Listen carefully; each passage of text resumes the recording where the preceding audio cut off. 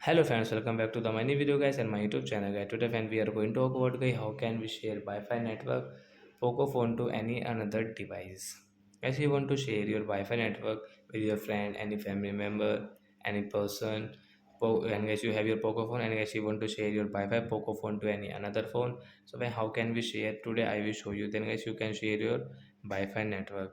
So before starting video fan, first of all go and subscribe the channel guys, click the bell icon, like my video. First of all guys, we will on Poco phone Wi-Fi setting, and friends you have connected already any Wi-Fi, so guys you can share, and guys you did not connect, so you will have to connect. Then guys you can say tap to share password guys, tap on this network.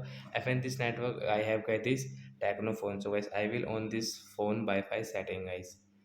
So I will on it, and then after on guys you can see the scanner option. So guys tap on scan option, and friends you can see we will have to scan our QR code. So we will scan our QR code.